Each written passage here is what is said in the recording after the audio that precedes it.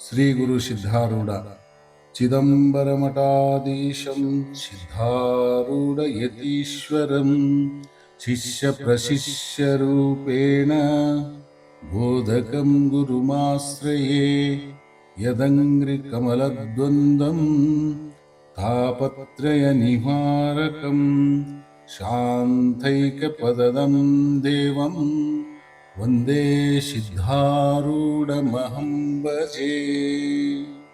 ಓಂ. 5ನೇ ಅಧ್ಯಾಯ. ಶ್ರೀ ಗಣೇಶಾಯ ನಮಃ. ಶ್ರೀ ಸದ್ಗುರು ಸಿದ್ಧಾರೂಢಾಯ ನಮಃ. 4ನೇ ಅಧ್ಯಾಯದಲ್ಲಿ ಗುರು ಗಜದಂಡ ಸ್ವಾಮಿಗಳ ಸೇವೆ ಮಾಡಿ ಅವರ ಕೃಪೆಗೆ ಪಾತ್ರರಾಗಿ ಸದ್ಗುರುವಿನಿಂದ ಪೂರ್ಣ ಜ್ಞಾನವನ್ನು ಪಡೆದು ಗುರುಗಳು ಸಿದ್ಧಾರೂಢರಿಗೆ ಆಶೀರ್ವದಿಸುತ್ತಾರೆ.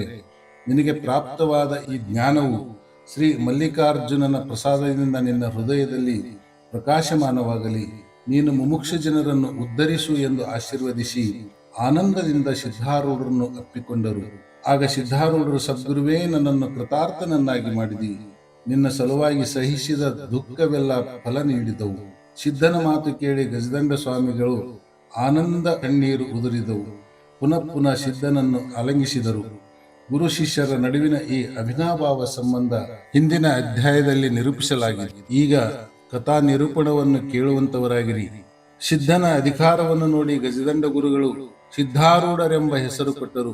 ಸಿದ್ಧಾರೂಢರನ್ನು ನೋಡಿ ಗುರುಗಳು, ನಿನಗೆ ಈಗ ಜ್ಞಾನಪೂರ್ಣವಾಯಿತು. ಇದರ ಸಾರ್ಥಕವಾಗುವ ದಿಶೆಯಿಂದ ಇದನ್ನು ಇತರ ಮುಮುಕ್ಷಿಗಳಿಗೆ ಬೋಧಿಸತಕ್ಕದ್ದು. ಅದಕ್ಕೋಸ್ಕರ ನೀನು ತೀರ್ಥಾಟನಕ್ಕೆ ಹೋಗಿ ಅಲ್ಲಿ ಭೇಟಿಯಾಗುವ ಸಾಧು ಸಜ್ಜನರ ಕೂಡ ಆತ್ಮಚರ್ಚೆ ಮಾಡುತ್ತಾ ಅವರಿಗೆ ವೇದಾಂತವನ್ನು ಉಪದೇಶಿಸತಕ್ಕದ್ದು ಎಂದು ಆಜ್ಞಾಪಿಸಿದರು. ಸಿದ್ಧಾರೂಢರು ಇದನ್ನು ಶಿರಸಾವಹಿಸಿಕೊಂಡು ಅನಂತರ ಸದ್ಗುರು ಗಜದಂಡ ಸ್ವಾಮಿಯವರ ಆಜ್ಞೆಯನ್ನು ಪಡೆದುಕೊಂಡು ತೀರ್ಥಾಟನಕ್ಕೆ ಹೊರಟರು. ಸಂಚರಿಸುತ್ತಾ ಕಿಷ್ಕಿಂಧೆಗೆ ಹೋಗಿ ಸಿದ್ಧರಾಜರು ವಿರೂಪಾಕ್ಷನ ದರ್ಶನ ತಕ್ಕೊಂಡು ಹೇಮಕೂಟ ಪರ್ವತವನ್ನು ಏರಿ ಅಲ್ಲಿ ಕರಸ್ಥ ನಾಗಲಿಂಗನ ಗುಹೆಯನ್ನು ನೋಡಿ ಅವರ ಮನಸ್ಸಿಗೆ ಆನಂದವಾಯಿತು. ಅಲ್ಲಿ ಒಬ್ಬ ಸಾಧಕನು ಸಮಾಧಿ ಸ್ಥಿತಿಯನ್ನು ಸಾಧಿಸುವ ಉದ್ದೇಶದಿಂದ ಏಕಾಂತದಲ್ಲಿ ಕೂತಿದ್ದನು. ಅವನು ಒಂದೊಂದೇ ಅಂಗವನ್ನು ಅನುಕ್ರಮದಿಂದ ಸಾಧಿಸಿ ಸಪ್ತಾಂಗ ಯೋಗವನ್ನು ಸಾಧಿಸುತ್ತಿದ್ದನು. ಆತನು ದರ್ಶನ ತಕ್ಕೊಂಡು ಸಂತೋಷಪಟ್ಟು ಕೂಡಲೇ ಸಿದ್ಧರು ಪಂಪಾ ಕ್ಷೇತ್ರಕ್ಕೆ ಹೊರಟರು. ಪಂಪಾ ಕ್ಷೇತ್ರದಲ್ಲಿ ವಿರೂಪಾಕ್ಷೇಶ್ವರನ ದರ್ಶನ ತಕ್ಕೊಂಡು ವಸಿಷ್ಠಾಶ್ರಮವನ್ನು ನೋಡಿ ಅಲ್ಲಿ 3 ದಿನ ಆನಂದದಿಂದ ವಾಸ ಮಾಡಿ ಅಲ್ಲಿಂದ ಗಂಧಮಾದನ ಪರ್ವತಕ್ಕೆ ಹೋಗಿ ಅದನ್ನು ನೋಡಿ ಸ್ಫಟಿಕ ಶಿಲೆಯ ನೋಡುವುದಕ್ಕಾಗಿ ಋಷಾಶ್ರಮಕ್ಕೆ ಹೋದರು. ಇದು ತಪೋಭೂಮಿ ಅಹುದೋ ಅಲ್ಲವೋ ಎಂದು ಪರೀಕ್ಷಿಸುವುದಕ್ಕೆ ಸಿದ್ಧನಾಥರು 9 ದಿವಸ ಪರ್ಯಂತ ಆಹಾರವನ್ನು ತೊರೆದು ಆ ಸ್ಥಾನದಲ್ಲಿರಲು ಕ್ಷುಧಾ ಬಾಧೆಯಾಗದಿದ್ದರೂ ಮನಸ್ಸಿನಲ್ಲಿ ಸಂಶಯ, ವಿಪರೀತ ಭಾವನೆಗಳು, ಲಯ ವಿಕ್ಷೇಪಾದಿ ಯೋಗ ವಿಘ್ನಗಳು ಇಲ್ಲದೆ ಚಿತ್ವೃತ್ತಿಯು ಬ್ರಹ್ಮದಲ್ಲಿ ಧಾರಾಕಾರವಾಗಿ ಹರಿಯುವುದನ್ನು ನೋಡಿ ತಪೋಭೂಮಿಯ ಲಕ್ಷಣಗಳನ್ನು ಇಲ್ಲಿರುವವೆಂದು ಅನುಭವದಿಂದ ತಿಳಿದರು. ಅಲ್ಲಿಂದ ಪಂಪಾ ಸರೋವರಕ್ಕೆ ಹೋಗಿ ಅದರೊಳಗೆ ಸ್ನಾನ ಮಾಡಿ ಶ್ರೀರಾಮನ ದರ್ಶನ ತಕ್ಕೊಂಡು ಚಕ್ರತೀರ್ಥ ವಾಲಿಭಾಂಡಾರವನ್ನು ನೋಡಿ ಚಿಂತಾಮಣಿ ಆಶ್ರಮಕ್ಕೆ ಬಂದರು. ಚಿಂತಾಮಣಿ ಆಶ್ರಮದಲ್ಲಿ ಅನೇಕ ಸತ್ಪುರುಷರು ಭೇಟಿಯಾದರು. ಅವರ ಕೂಡ ಸಂಭಾಷಣೆ ಮಾಡುತ್ತಿರುವಾಗ ಸಿದ್ಧ ಮುನಿಗಳಿಗೆ ಒಬ್ಬನು ಆತ್ಮ ಅಂದರೆ ಏನು ಎಂದು ಕೇಳಿದನು. ಆಗ ಅವರೊಳಗೆ ಶಾಸ್ತ್ರ ಸಂಸ್ಕಾರ ಹೀನನಾದವನೊಬ್ಬನು ಸರ್ವರಿಗೂ ದೇಹದಲ್ಲಿಯೇ ನಾನೆಂಬ ಬುದ್ಧಿ ಇರುವುದರಿಂದ ದೇಹವೇ ಆತ್ಮ ಎಂದು ಉತ್ತರ ಕೊಟ್ಟನು. ಕರ್ಮಠ ಬ್ರಾಹ್ಮಣನ ವಚನವನ್ನು ಕೇಳಿ ಮತ್ತೊಬ್ಬನು ಅವನಿಗೆ ಪ್ರಶ್ನೆ ಮಾಡುತ್ತಾನಲ್ಲ, ನೀನು ದೇಹವನ್ನು ತಿಳಿದು ಅದು ತಾನೆಂದು ಹೇಳುವೆಯೋ ಅಥವಾ ಹಾಗೇ ತಿಳಿಯದೆ ದೇಹ ತಾನೆನ್ನುವೆಯೋ? ದೇಹವನ್ನು ನೀನು ತಿಳಿದು ತಾನೆನ್ನುವೆಯಾದರೆ ನೀನು ದೇಹವಾಗಲಾರಿ, ತಿಳಿಯುವವನಾಗಿರುವಿ. ಹಾಗೆ ತಾನೆನ್ನುವೆಯಾದರೆ ನೀನು ದೇಹದಂತೆ ಜಡವಾಗಿದ್ದು ದೇಹ ಸಂಸ್ಕಾರಗಳ್ಯಾವೂ ನಿನಗೆ ಸಲ್ಲಬಾರದಾಗಿತ್ತು. ಆದ್ದರಿಂದ ಯಾವ ರೀತಿಯಿಂದಲೂ ದೇಹ ನೀನಲ್ಲ. ಇದನ್ನು ಕೇಳಿ ಆತನು ನಿರುತ್ತರನಾದನು. ಆಗ 3ನೇಯವನು ಆತ್ಮಾಜ್ಞತಿ ಮಾತ್ರನಾದ್ದರಿಂದ ಅಜ್ಞಪ ಇತ್ಯರ್ಥ ಉಪ ಶರೀರವು ಆತ್ಮನಿಗೆ ಭಿನ್ನವಿರುವುದು ಎಂದು ನುಡಿದನು. ಆಗ 4ನೇಯವನು ಈತನಿಗೆ ವಿಚಾರಿಸುತ್ತಾನಲ್ಲ, ಜ್ಞಪ್ತಿ ರೂಪ ಆತ್ಮನು ದೇಹರಹಿತನಿರುವನು. ಅವನಿಗೆ ಗಮನಾಗಮನಗಳು ಇದ್ದಾವೋ ಇಲ್ಲವೋ? ಗಮನಾಗಮನ ಇಲ್ಲವೆಂದರೆ ಅವಸ್ಥಾತ್ರಯಗಳಲ್ಲಿ ಹೋಗಿ ಬರುವುದು ಮತ್ತು ಸುಖ ದುಃಖಾದಿಗಳನ್ನು ಭೋಗಿಸುವುದು. ಇವನಿಂದ ಹೇಗಾದೀತು? ಆತ್ಮನಿಗೆ ಗಮನಾಗಮನಾದಿಗಳು ಸ್ವೀಕರಿಸಿದಲ್ಲಿ ಆತನು ವಾಯುವಿನಂತೆ ಜಡವೆನ್ನಬೇಕಾಗುವುದು. ಮನಸ್ಸಿಗೆ ಗಮನಾಗಮನಗಳು ಇವೆ. ಸ್ಥೂಲ ದೇಹದಲ್ಲಿ ಅಹಂಭಾವವೂ ಅದೇ ಮತ್ತು ಸುಖ ದುಃಖದ ಜ್ಞಾನವೂ ಅದಕ್ಕಾಗದು. ಆದ್ದರಿಂದ ಮನಸ್ಸೇ ಆತ್ಮ ಎಂಬುದು ನಿಶ್ಚಯ. ಇದನ್ನು ಕೇಳಿ ಬೌದ್ಧ ಸಂಪ್ರದಾಯಕನು ಅನ್ನುತ್ತಾನೆ, ಬುದ್ಧಿ ಕರ್ತನಿಲ್ಲದಿದ್ದರೆ ಮನೋರೂಪಕರಣವನ್ನು ಯಾರು ಪ್ರವೇಶಿಸುವರು? ಬುದ್ಧಿಯೇ ಎಲ್ಲಾ ಕಾರ್ಯಗಳ ಕರ್ತೃವಾಗಿರುವುದರಿಂದ ಬುದ್ಧಿಯೇ ಆತ್ಮ. ಆಗ ಭಟ್ಟಾಚಾರ್ಯ ಶಿಷ್ಯನೆನ್ನುತ್ತಾನೆ, ಬುದ್ಧಿಯು ನಿದ್ರಾಕಾಲದಲ್ಲಿ ಲಯ ಹೊಂದುವುದು ಮತ್ತು ಆನಂದ ಮಾತ್ರ ಉಳಿಯುವುದು. ಆದ್ದರಿಂದ ಆನಂದವೇ ಆತ್ಮ. ಅದನ್ನು ಕೇಳಿ ಶೂನ್ಯವಾದಿಯು, ನಿದ್ರಾಕಾಲದಲ್ಲಿ ನಿಮಗೇನು ಕಾಣುವುದಿಲ್ಲ, ಆದ್ದರಿಂದ ಆತ್ಮನು ನಾಸ್ತಿರೂಪನಿದ್ದಾನೆ ಎಂದು ಅಂದದ್ದು ಕೇಳಿ ಸಿದ್ಧಾರೂಢರು ಆತನಿಗೆ, ಆ ನಾಸ್ತಿತ್ವವನ್ನು ನೀನು ತಿಳಿದು ಹೇಳುತ್ತೀಯೋ ತಿಳಿಯದೇ ಹೇಳುವಿಯೋ? ಶೂನ್ಯವಾದಿಯೇ ಹೇಳು. ನಾಸ್ತಿ ತಿಳಿದು ಹೇಳುತ್ತೀಯಾದರೆ ಅದನ್ನು ತಿಳಿಯುವ ನೀನು ಅಸ್ಥಿರೂಪನಿದ್ದೀಯಲ್ಲ. ಆತ್ಮನು ಅಸ್ತಿತ್ವದ ಕಣಿ ಎಂದು ಶ್ರುತಿ ಹೇಳುವುದು, ಅರ್ಥಾತ್ ಬ್ರಹ್ಮರೂಪನಿರುವನು ಎಂದು ಹೇಳಿದರು. ಆಮೇಲೆ ಪ್ರಾರಬ್ಧವಾದಿ ಅನ್ನುತ್ತಾನೆ, ಆತ್ಮಜ್ಞಾನಿಗಾದರೂ ಪ್ರಾರಬ್ಧವು ಬಿಡುವುದಿಲ್ಲ, ಕರ್ಮಾನುಸಾರ ಸುಖ ದುಃಖ ಕೊಡುವುದು. ಇದನ್ನು ಕೇಳಿ ಸಿದ್ಧಾರೂಢರು ಅನ್ನುತ್ತಾರೆ, ಸುಖ ದುಃಖಗಳ ನೀನು ವಿಷಯಾತ್ಮಕ ಅನ್ನುವಿಯೋ ಮನೋವೃತ್ತಿ ರೂಪ ಎಂದು ಹೇಳುತ್ತೀಯೋ?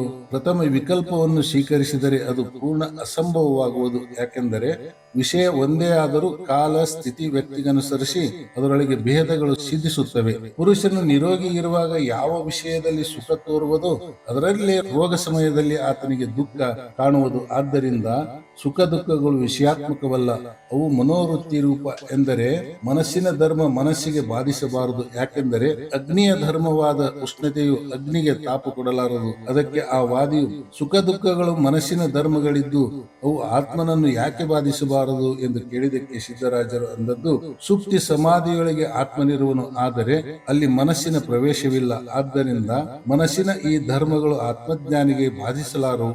ಆಗ ವಾದಿ ಅನ್ನುತ್ತಾನೆ, ನಾಭುಕ್ತಂಕ್ಷೀಯತೆ ಕರ್ಮ ಎಂದು ಶ್ರುತಿ ವಚನ ಇರುವಾಗ ಇದು ಜ್ಞಾನಿಗಳ ಸಂಬಂಧ ಅಪ್ರಮಾಣವಾಗುವುದಲ್ಲ ಎಂದು ಹೇಳಿದ್ದಕ್ಕೆ ಸಿದ್ಧರು, ಈ ವಾಕ್ಯವು ಜ್ಞಾನಶೂನ್ಯರಾದ ಪಾಮರ ಜನರ ಸಲುವಾಗಿ ಕರ್ಮ ಭಯ ಹಾಕುವುದಕ್ಕಾಗಿ ಇರುವುದು. ಜ್ಞಾನಿಗಳಿಗೆ ಇದು ಸರ್ವತ ಅಪ್ರಮಾಣವೇ ಸರಿ ಎಂದು ಅನ್ನಲು ಸರ್ವರಿಗೂ ಆನಂದವಾಗಿ ಸಿದ್ಧಾರೂಢರು ಧನ್ಯರು ಧನ್ಯರು ಎಂದು ಚಪ್ಪಾಳೆಗೈದರು. ಆ ದಿನ ಅಲ್ಲೇ ಇದ್ದು ಎರಡನೇ ದಿನ ಸಿದ್ಧನಾಥರು ತಿರುಪತಿ ಕ್ಷೇತ್ರಕ್ಕೆ ಹೋಗಿ ಶ್ರೀ ವೆಂಕಟೇಶನ ದರ್ಶನ ತಕ್ಕೊಂಡ್ರು. ಅಲ್ಲಿಂದ ಮುಂದೆ ದಾರಿ ನಡೆಯುತ್ತಾ ಹೋಗುವಾಗ ದೇಹಕ್ಕೆ ಅನೇಕ ದುಃಖಾದಿಗಳಿಂದ ಬಾಧೆಯಾದರು. ಸಿದ್ಧಾರೂಢರು ಸ್ವಲ್ಪವಾದರೂ ಬ್ರಹ್ಮಚಿಂತನೆಯಿಂದ ಚಲಿಸಲಿಲ್ಲ. ದೇಹದ ಮೇಲೆ ಒಂದು ಸಣ್ಣ ವಸ್ತ್ರ, ಭಿಕ್ಷೆಗೆ ಕರತಲವೇ ಪಾತ್ರ, ಶೇಯಗೆ ಭೂಮಿ ಮಾತ್ರವೇ ಇರುತ್ತಿತ್ತು.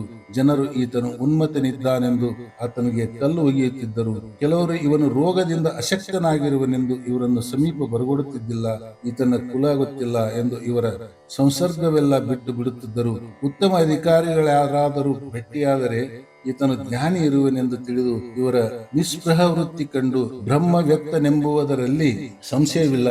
ಇವನ ಉಪಚಾರ ಮಾಡಿ ತಾವು ಧನ್ಯರಾಗಬೇಕೆಂದು ಸಿದ್ಧರನ್ನು ಮನೆಗೆ ಕರೆದುಕೊಂಡು ಹೋಗಿ ಕೆಲವರು ಸ್ನಾನಾದಿ ಉಪಚಾರಗಳಿಂದ ಪೂಜಿಸುತ್ತಿದ್ದರು. ಹೀಗೆ ಸಿದ್ಧರು ಸಂಚಾರ ಮಾಡುತ್ತಾ ಶಿವಕಂಚಿಗೆ ಹೋಗಿ ಪರಶಿವನನ್ನು ಕಂಡು ಅಲ್ಲಿಂದ ವಿಷ್ಣು ಕಂಚಿಗೆ ಹೋಗಿ ವರದರಾಜನನ್ನು ನೋಡಿದರು. ದಾರಿಯಲ್ಲಿ ಒಬ್ಬ ಬ್ರಾಹ್ಮಣನು ಇವರನ್ನು ನೋಡಿ ಈತನು ಜಡಭರತನಂತ ಬ್ರಹ್ಮವ್ಯಕ್ತನಿರಬೇಕು ಎಂದು ಅಂದುಕೊಂಡು ಸ್ವಾಮಿಯವರ ನಿಸ್ಪೃಹ ವೃತ್ತಿ ಮತ್ತು ಉನ್ಮತ್ತ ಚರ್ಯೆಯನ್ನು ಕಂಡು ಇವರನ್ನು ಪೂಜಿಸಬೇಕೆಂದು ಹಸ್ತಗ್ರಹಣ ಮಾಡಿ ಸಿದ್ಧರನ್ನು ಮನೆಗೆ ಕರೆದುಕೊಂಡು ಹೋದನು. ಇವರ ಪೂಜೆಯಿಂದ ಮಹಾಫಲ ಉಂಟಾಗುವುದೆಂದು ಆ ಬ್ರಾಹ್ಮಣನು ಸಿದ್ಧಾರೂಢರಿಗೆ ಯೋಗ್ಯವಾದ ಆಸನವನ್ನು ಕೊಟ್ಟು ಸದ್ಭಾವದಿಂದ ಷೋಡಶೋಪಚಾರ ವಿಧಿವತ್ತಾಗಿ ಪೂಜಾ ಮಾಡಿದನು. ಆಮೇಲೆ ಸಮ್ಮುಖದಲ್ಲಿ ನಿಂತು ಕೈ ಜೋಡಿಸಿ ನಯನುಡಿಗಳಿಂದ ಬ್ರಹ್ಮವ್ಯಕ್ತನ ಪೂಜಾ ದರ್ಶನಾದಿಗಳಿಂದ ತತ್ಕಾಲ ಫಲ ಉಂಟಾಗುವುದು ಎಂದು ನುಡಿದನು. ಆಗ ಸಿದ್ಧ ಸದ್ಗುರುನಾಥರು, ನೀನು ಯಾರು ಇದ್ದಿ, ಸತ್ಯವಾಗಿ ಹೇಳು ಎಂದು ಕೇಳಿದ್ದಕ್ಕೆ ಆತನು, ಈ ದೇಹ ಏನು ಕಾಣುವುದು ಅದೇ ನಾನು ಅಂದರು. ಅದಕ್ಕೆ ಸದ್ಗುರುಗಳು, ಪಂಚಭೂತಾತ್ಮಕವಾದ ಈ ದೇಹವನ್ನು ಅವುಗಳಿಗೆ ಹಂಚಿಕೊಟ್ಟು ಮೇಲೆ ನೀನು ಉಳಿಯುವಿ, ಆಗ ನೀನು ಯಾರು ಎಂದು ಕೇಳಲು ಬ್ರಾಹ್ಮಣನು ಪ್ರಾಣ ಬುದ್ಧಿಗಳ ಸಮೇತ ಅನೇಕ ಲೋಕಗಳಲ್ಲಿ ಸಂಚರಿಸುವವನೇ ನಾನು ಎಂದು ಉತ್ತರ ಕೊಟ್ಟನು. ಆಮೇಲೆ ಸದ್ಗುರುನಾಥರು, ಸುಪ್ತಿಯೊಳಗೆ ಬುದ್ಧಿಯು ಲಯ ಹೊಂದುವುದು, ಆಗ ನೀನ್ಯಾರು ಇರುತ್ತಿ ಎಂದು ಕೇಳಿದ್ದಕ್ಕೆ ನಾನರಿಯೇನು ಎಂದು ಬ್ರಾಹ್ಮಣನು ಉತ್ತರ ಕೊಟ್ಟನು. ಹಾಗೆ ಸಿದ್ಧಾರೂಢರು, ವಿಪ್ರನೇ, ನಾನು ತಿಳಿಯಲಾರೆ ಎಂಬುದು ನೀನು ನಿಶ್ಚಯವಾಗಿ ತಿಳಿಯುತ್ತಿ, ಆದರೆ ಅನ್ನಲಾರಿ. ಆ ಜ್ಞಾನ ರೂಪನೇ ನೀನಿದ್ದಿ ಎಂದು ನುಡಿದಾಕ್ಷಣ ಗುರುಗಳ ಕೃಪಾಬಲದಿಂದ ಆ ಜ್ಞಾನ ರೂಪವನ್ನು ಆ ಬ್ರಾಹ್ಮಣನು ಅನುಭವಕ್ಕೆ ತಂದು ಅನ್ನುತ್ತಾನೆ, ಮಹಾತ್ಮರ ದರ್ಶನವು ನನಗೆ ಸ್ಪಷ್ಟ ಫಲದಾಯಕವಾಯಿತು ಎಂದು ಸಿದ್ಧಾರೂಢ ಚರಣಕ್ಕೆರಗಿದನು. ಅನಂತರ ಸಿದ್ಧರು ಅಲ್ಲಿಂದ ಹೊರಟು ಸಂಚಾರ ಮಾಡುತ್ತಾ ಚಿದಂಬರಕ್ಕೆ ಬಂದು ಅಲ್ಲಿಯ ರಹಸ್ಯ ಸ್ಥಾನವನ್ನು ಕಂಡರು. ಅಲ್ಲಿಂದ ಮುಂದೆ ಹೋಗುವಾಗ ಮಳೆಗಾಲವಿದ್ದು ಮಳೆಯೇ ಅವರಿಗೆ ಸ್ನಾನ ಮಾಡಿಸುತ್ತಿತ್ತು. ಸೂರ್ಯ ಕಿರಣಗಳೇ ಮೈ ಒಣಗಿಸುತ್ತಿದ್ದವು. ತಾವೇನು ಯತ್ನ ಮಾಡುತ್ತಿದ್ದಿಲ್ಲ. ಜನರೇ ಅನ್ನ ಕೊಟ್ಟು ದೇಹ ರಕ್ಷಿಸಬೇಕು. ದೇಹ ಚಿಂತೆ ಎಂಬುದು ಅವರಿಗೆ ಮನವರಿಕೆ ಇದ್ದಿಲ್ಲ. ಯಾರು ಪೂಜಿಸಿದರು, ಯಾರು ಹೊಡೆದರು, ಅವರು ಸಮಾನ ಭಾವದಿಂದಿರುತ್ತಿದ್ದರು. ಕುಂಭಕೋಣ ಕ್ಷೇತ್ರದಲ್ಲಿ ಕುಂಬೇಶ್ವರನ ದರ್ಶನ, ತಂಜಾವೂರಿನಲ್ಲಿ ತಂಜೇಶ್ವರನ ದರ್ಶನ ಮಾಡಿಕೊಂಡು ಶ್ರೀರಂಗ ಕ್ಷೇತ್ರದ ಕಡೆಗೆ ಸಿದ್ಧರು ಹೋದರು. ದಾರಿಯಲ್ಲಿ ಒಬ್ಬ ಒಕ್ಕಲಿಗನು ಸಿದ್ಧರಿಗೆ ಕೇಳುತ್ತಾನೆ, ನೀನು ಶವದಂತೆ ಕಾಣುವಿ, ಆದರೆ ವಾಯು ವೇಗದಿಂದ ನಡೆಯುತ್ತಿ. ನೀನು ಪುಷ್ಟನಿದ್ದರೆ ಹೇಗೆ ಓಡುತ್ತಿದ್ದಿ?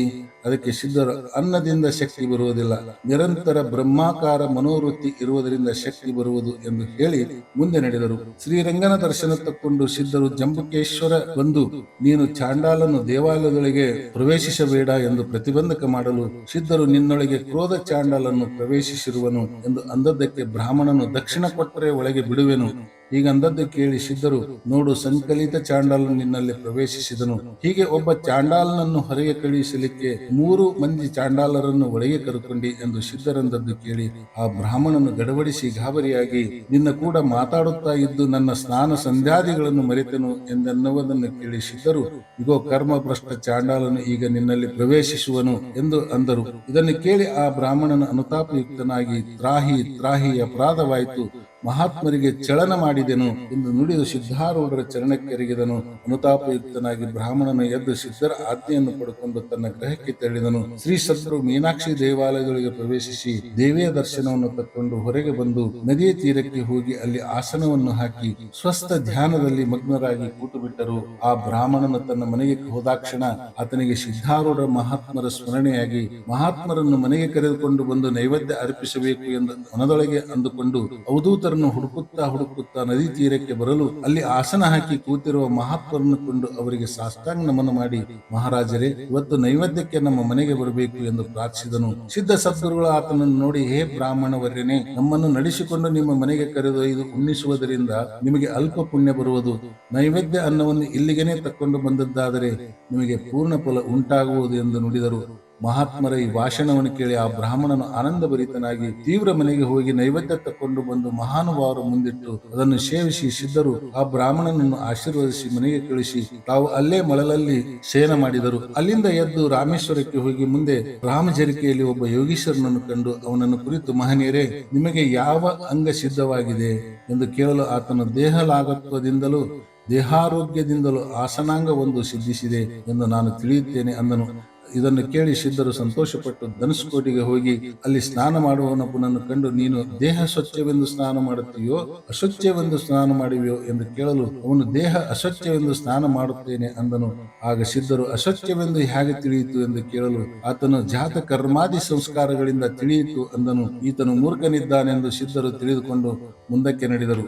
ಅಲ್ಲಿಂದ ತಿರ್ನಲವೇಲಿಗೆ ಸಿದ್ಧಾರೂಢರು ಹೋಗಿ ತಿರುನಲ ಸ್ವಾಮಿಯ ದರ್ಶನ ತಕ್ಕೊಂಡು ಅಲ್ಲಿ ಧ್ಯಾನಸ್ಥರಾಗಿ ಕೂತಿರುವ ಒಬ್ಬನನ್ನು ಕಂಡು ಆತನನ್ನು ಕುರಿತು, ಈ ಉಪಾಸನೆ ಜ್ಞಾತವೋ ಅಜ್ಞಾತವೋ?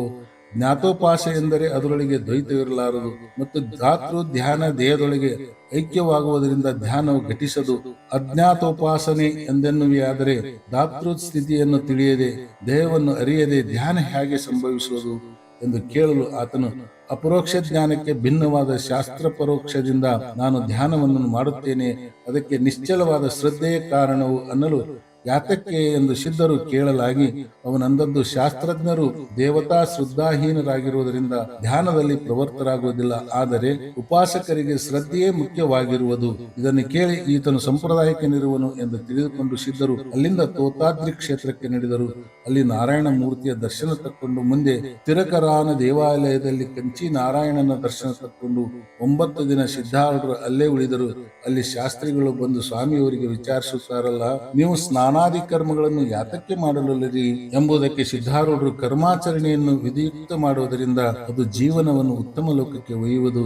ಆದರೆ ಪುಣ್ಯಕ್ಷಯವಾದ ಕೂಡಲೇ ಆತನು ಪುನಃ ಕರ್ಮವಾಸನೆ ಹಿಡಿದು ಈ ಲೋಕಕ್ಕೆ ಬರುವನು. ಈ ಪ್ರಕಾರ ಅನೇಕ ಯಥಾಯಿತಿಗಳನ್ನು ಭೋಗಿಸಿ ಜೀವನು ಬಹಳ ತಾಪ ಹೊಂದಿ ಕರ್ಮ ಬಂಧದಿಂದ ನಿವೃತ್ತಿಯಾಗುವ ಉಪಾಯವನ್ನು ಹುಡುಕುವನು. ಎಲ್ಲಿಯವರೆಗೆ ಜೀವನು ಕರ್ಮಕ್ಕೆ ಬೇಸರ ಪಡಲಿಲ್ಲ, ಅಲ್ಲಿಯ ತನಕ ವೇದಗಳು ಆತನಿಗೆ ಕರ್ಮವನ್ನು ವಿಧಿಸುವವು. ವೈರಾಗ್ಯಗ್ನಿಯು ಯಾವಾಗ ಪ್ರಜ್ವಲಿಸುವುದೋ ಆಗ ಶ್ರುತಿಗಳು ಆತನಿಗೆ ನಿವೃತ್ತಿಯನ್ನು ತೋರಿಸುವವು. ಮುಮುಕ್ಷು ದಶೆಯಲ್ಲೇ ಕರ್ಮ ಬಿಟ್ಟಿರುವಾಗ ಸಿದ್ಧ ಸ್ಥಿತಿಯುಳ್ಳವನಿಗೆ ಆ ಪ್ರಶ್ನೆಯು ಸಲ್ಲದು ಎಂದು ಸಿದ್ಧರು ಉತ್ತರ ಕೊಡಲು ಶಾಸ್ತ್ರಿಗಳು ಧನ್ಯಭಾವದಿಂದ ಸಿದ್ಧರಿಗೆ ನಮಸ್ಕರಿಸಿ ಸ್ವಸ್ಥಾನಕ್ಕೆ ತೆರಳಿದರು. ಹೀಗೆ ಎಲ್ಲೆಲ್ಲಿ ಸಿದ್ಧಾರೂಢರು ಹೋಗುವವರು ಅಲ್ಲಲ್ಲಿ ಜನರಿಗೆ ವೇದಾಂತ ಮಾರ್ಗವನ್ನು ಉಪದೇಶಿಸುತ್ತಿದ್ದರು. ಸದ್ಗುರುನಾಥನ ದರ್ಶನ ಮಾತ್ರದಿಂದ ಜೀವನನ್ನು ಕರ್ಮ ಬಂಧದಿಂದ ನಿರ್ಮುಕ್ತನನ್ನಾಗಿ ಮಾಡುವನು. ಜೀವರಿಗೆ ನಿರ್ಭಯವಾದಂತ ಮಾರ್ಗವನ್ನು ಆತನು ತೋರಿಸುವನು. ಅದನ್ನು ಹಿಡಿದು ಅವರು ವಾಸನಾಕ್ಷಯವನ್ನು ಹೊಂದಿ ದುಃಖರಹಿತರಾಗುವರು. ಎಂಬಲ್ಲಿಗೆ ಶ್ರೀ ಸಿದ್ಧಾರೂಢ ಕಥಾಮೃತದಳು ಶ್ರವಣ ಮಾತ್ರದಿಂದ ಸರ್ವ ಪಾಪಗಳನ್ನು ಭಸ್ಮ ಮಾಡುವಂತ ಈ 5ನೇ ಅಧ್ಯಾಯವನ್ನು ಶ್ರೀ ಸದ್ಗುರು ಸಿದ್ಧಾರೂಢರ ಚರಣಾರವಿಂದಗಳಲ್ಲಿ ಶಿವದಾಸನು ಅರ್ಪಿಸಿರುವನು. ಓಂ ತತ್ಸತ್. ಜಯ ಜಯ ಮಂಗಳ ಜಯ ಶುಭ ಮಂಗಳ ಸದ್ಗುರು ಸಿದ್ಧಾರೂಢರಿಗೆ. ಸದ್ಗುರು ಸಿದ್ಧ